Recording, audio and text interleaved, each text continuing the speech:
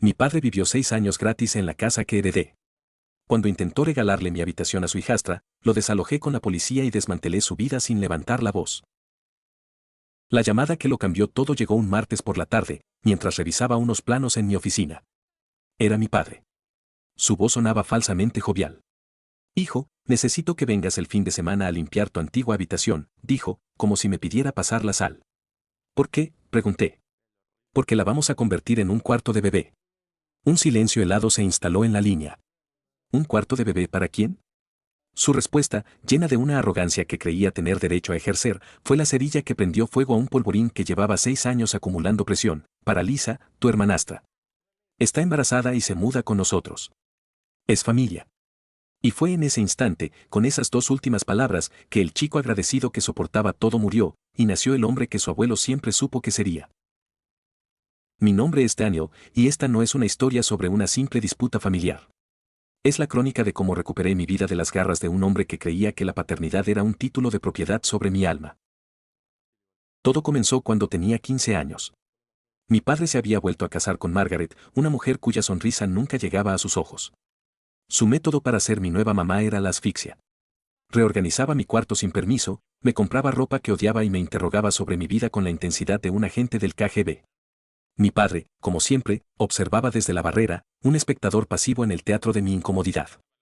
Su mantra era no crear tensiones.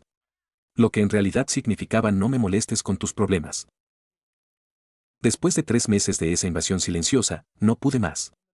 Hice la única llamada que podía salvarme, a mi abuelo, Murphy. El padre de mi padre. Un juez retirado, un hombre cuya sensatez era tan sólida como los muros de su casa. Le pregunté si podía mudarme con él. Aceptó sin dudarlo.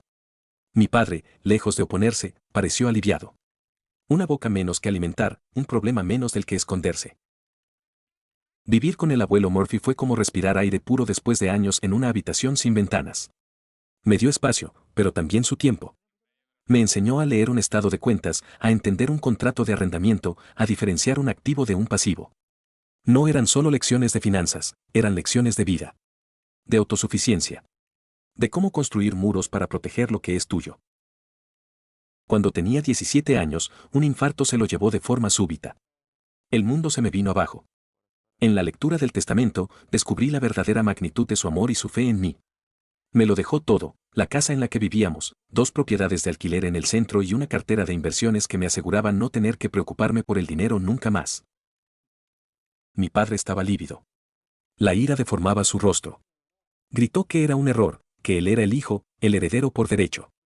Pero el abuelo Murphy, el juez, había sido meticuloso. Había un video. En él, mi abuelo miraba a la cámara y explicaba, con una voz tranquila pero firme, que me dejaba su patrimonio no solo por amor, sino porque yo era el único que lo protegería. Mencionó las grandes sumas de dinero que mi padre le había pedido y malgastado a lo largo de los años. Dijo que yo era responsable. En ese momento, mi padre no vio a un hijo de luto. Vio una cuenta bancaria con patas. Y ahí es donde las cosas se pusieron raras. En lugar de que yo volviera a su casa, ellos decidieron mudarse a la mía. A la casa del abuelo. Su lógica era perversa, su casa era demasiado pequeña, y como yo, un menor de edad de 17 años, ahora tenía esta mansión, lo justo era que ellos se mudaran conmigo. Eran mis tutores legales. Yo no tenía voz ni voto. Puse 2 condiciones, las únicas que me atrevía a imponer: nadie entraba en mi habitación, la que había sido mía desde que llegué, y nadie tocaba el despacho del abuelo. Aceptaron a regañadientes. Durante los siguientes 6 años, vivieron en mi casa. No pagaron un solo centavo de alquiler, ni de impuestos, ni de mantenimiento. Yo lo cubría todo con los fondos que el abuelo me había dejado. Fui a la universidad en otro estado. Volvía en vacaciones. Para ellos, yo era el casero ausente y perfecto. La casa era suya en la práctica. Creían que el tiempo les daría la razón, que la posesión se convertiría en propiedad. Estaban equivocados. Y entonces, llegó esa llamada. La del cuarto de bebé para Lisa, la hija de Margaret, una mujer a la que apenas conocía. Ella no tiene a dónde ir, está sin hogar y embarazada, argumentó mi padre. Tu habitación es la más grande, la única adecuada. Hay una habitación de invitados, respondí, mi voz fría como el acero. Además, sois invitados en mi casa. No tenéis autoridad para invitar a nadie más a vivir aquí sin mi permiso. Su tono cambió. La falsa amabilidad se evaporó, revelando el núcleo duro de su derecho propio. Eres un egoísta, no vives aquí, podrías ser más generoso con tu familia. Lisa no es mi familia, repliqué. Y si necesitáis más espacio, quizás deberíais volver a vuestra propia casa. Hubo un silencio tenso. Y luego, la confesión que fue su primer clavo en el ataúd. La vendimos, dijo en voz baja. Hace años. No teníamos por qué decírtelo. Habían quemado sus naves, convencidos de que la mía sería siempre su puerto seguro. No toquéis mi habitación, le dije, mi voz no dejaba lugar a la negociación. Ni el despacho del abuelo. O los desalojaré a todos. Colgué. Y por primera vez, llamé a mi abogada, Donna. La misma que había sido la abogada del abuelo Murphy. Conocía a mi familia perfectamente. Esa misma tarde, recibí una llamada inesperada. Mi tío Jack, el hermano de mi padre. No nos hablábamos en años. Me dijo que mi padre lo había llamado, presa del pánico por mi amenaza. Jack intentó jugar al pacificador, pidiéndome que reconsiderara. Le dije que lo pensaría, pero mi decisión ya estaba tomada. El abuelo no me había enseñado a construir una fortaleza para luego regalar las llaves. Al día siguiente, a las 7 de la mañana, Donna y yo estábamos frente a la puerta de mi casa. Metí mi llave en la cerradura. No giró. Habían cambiado las cerraduras. Mi padre había declarado la guerra.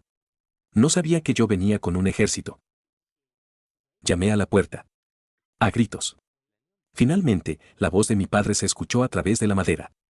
No te dejaré entrar hasta que entres en razón con lo del cuarto del bebé. Papá, dije, mi voz proyectándose con una calma que lo desarmó. Estoy aquí con mi abogada, Donna. Podemos hacer esto de la manera fácil, o podemos hacerlo a mi manera. Pero de cualquier forma, hoy voy a entrar en mi casa. Se negó. Donna y yo nos dimos la vuelta y fuimos directamente a la comisaría. Tenía conmigo la escritura de la propiedad, el testamento del abuelo, mi identificación. Todo. En el camino, el tío Jack volvió a llamar. Su tono había cambiado. Tu padre es un manipulador, dijo. Estoy harto. Haz lo que tengas que hacer. Tienes mi apoyo. La policía no tardó en aceptar acompañarnos. Cuando llegamos, 2 agentes llamaron a la puerta. Le informaron a mi padre que estaba negándole el acceso al propietario legal y que había cambiado la cerradura sin permiso, lo cual era un delito. Le ordenaron que abriera la puerta. Mi padre intentó su último acto, la víctima. No tenemos a dónde ir, gimió. El abuelo me prometió verbalmente la casa. Los oficiales le pidieron pruebas. No las tenía. Le explicaron que, sin un contrato de arrendamiento, eran ocupantes sin derechos, y yo tenía toda la autoridad para desalojarlos. La cara de Margaret era un mar de lágrimas. Lisa, la hermanastra embarazada, miraba desde el fondo, incómoda. Su embarazo apenas se notaba, si es que existía. Mi padre seguía balbuceando sobre malentendidos. Contraté un camión de mudanzas en ese mismo momento, a su nombre. Solo podían llevarse sus muebles y sus objetos personales. El resto de la casa, el contenido del despacho, los recuerdos del abuelo, todo era mío. En 2 horas, 6 años de ocupación habían terminado. Mientras se iban, llamé a un cerrajero. Mientras instalaba las nuevas cerraduras de alta seguridad, ordené la instalación de cámaras en todo el perímetro. Pensé que era el fin. Qué equivocado estaba. Un mes después, estaba de viaje de trabajo. Mi novia, ella, se quedaba en la casa. Una tarde, las cámaras me enviaron una alerta al móvil. Era mi padre. Se había presentado sin avisar. Cuando ella abrió la puerta, él asumió que nos habíamos mudado juntos. Y entonces, con una audacia que desafiaba toda lógica, le entregó una lista. Una lista de platos que esperaba que preparáramos para él, Margaret y Lisa en Navidad. Y una segunda lista de regalos que querían recibir. Ella, que conocía toda la historia, le dijo que se fuera o llamaría a la policía. Se fue, no sin antes gritar que yo era un hijo ingrato y que me arrepentiría. Su siguiente movimiento fue aún más desesperado. Llamó a mi madre, con la que no hablaba desde su divorcio hacía 16 años. La invitó a nuestra casa para Navidad. Mi madre no solo rechazó la invitación, sino que me llamó y me ofreció pagarnos un viaje a Italia para las fiestas, para alejarnos de todo. Acepté. Cuando mi padre se enteró, me llamó, exigiendo que mi madre les pagara el viaje a él, a Margaret y a Lisa también. Cuando me negué, se presentó en la casa de nuevo, gritando en la puerta que o los incluíamos, o debíamos pagarles el equivalente del viaje en efectivo. Fue tan ridículo que ella y yo nos reímos mientras llamábamos a la policía. Se fue antes de que llegaran. Ese día cambié mi número de teléfono. Italia fue un bálsamo. Fue la primera vez en meses que me sentí verdaderamente en paz. Pero el drama nos siguió hasta Roma. El 28 de diciembre, mientras desayunaba, recibí una llamada frenética de mi tío Jack. Me dijo que tenía que mudarse de estado de inmediato y necesitaba vender su casa, rápido. Esa casa era especial. Era la casa de mis bisabuelos, donde el abuelo Murphy había crecido. Años atrás, el abuelo se la había dado a Jack, una decisión que, como me confesó antes de morir, lamentaba profundamente. Me hizo prometer que, si alguna vez tenía la oportunidad, intentaría recuperarla. No para mí, sino para mi prima María, la hija del primer matrimonio de Jack. Una hija a la que Jack nunca reconoció y a la que el abuelo había ayudado en secreto durante años. Tío Jack no tenía ni idea de que yo sabía de la existencia de María. Aproveché su desesperación. Le ofrecí un precio bajo. Lo rechazó. Contraataqué con la misma cantidad, pero pagada en efectivo y en su totalidad en cuanto yo volviera de Italia. Aceptó al instante. Acortamos nuestro viaje, volamos de regreso y cerramos el trato. Firmó los papeles y se fue de la ciudad ese mismo día con su nueva esposa. Llamé a María. Le dije que su abuelo le había dejado algo importante y que necesitaba venir a Estados Unidos. 3 días después, le entregué las llaves de la casa de sus ancestros y dinero para que pudiera empezar de nuevo. Una noche, mientras cenábamos en mi casa con María, sonó una alerta en su teléfono. La cámara del timbre de su nueva casa. Era mi padre. Rompiendo una ventana para entrar. Resulta que el tío Jack le había estado prometiendo la venta de la casa a mi padre. Cuando se enteró de que yo la había comprado en su lugar, asumió que era para mí y fue a reclamarla. Vimos en directo por el teléfono cómo entraba, revisaba los cajones. Llamamos a la policía. Lo arrestaron por allanamiento de morada. En la comisaría, se llevó la sorpresa de su vida al descubrir que la propietaria era María, no yo. El juez le negó la fianza. Investigué por qué mi tío había huido con tanta prisa. Le debía una fortuna al hermano de su nueva esposa por un negocio fallido. Estaba escapando de sus deudas. Le envié un mensaje de texto: si volvía a molestar a María o a mi padre, le diría a su cuñado exactamente dónde encontrarlo. Respondió bloqueando mi número. Perfecto. El juicio de mi padre fue rápido. 6 meses de prisión por el allanamiento, más 3 meses adicionales por el incidente de las cerraduras en mi casa. No mostró arrepentimiento, insistiendo en que tenía derecho a ambas propiedades. Fuera del tribunal, Margaret me abordó. Era la primera vez que hablábamos desde el desalojo. Me contó que Lisa se había marchado, que el embarazo había sido una mentira para conseguir un techo. Margaret y mi padre habían estado viviendo en moteles, sus ahorros agotados. Me suplicó que los dejara mudarse a una de mis propiedades de alquiler cuando mi padre saliera de la cárcel. Le dije que no estaba loco. Me pidió dinero. Me di la vuelta y me fui. Los meses siguientes fueron una avalancha de llamadas de familiares lejanos, a quienes mi padre había llamado desde la cárcel con una historia inventada sobre cómo yo le había robado su herencia. Los bloqueé a todos. Mientras mi padre cumplía su condena, la vida seguía. Descubrimos que Lisa, la falsa embarazada, estaba viviendo como ocupa en una de mis unidades de alquiler vacías. La policía la atrapó. Decidí no presentar cargos con la condición de que se fuera de la ciudad y no volviera jamás.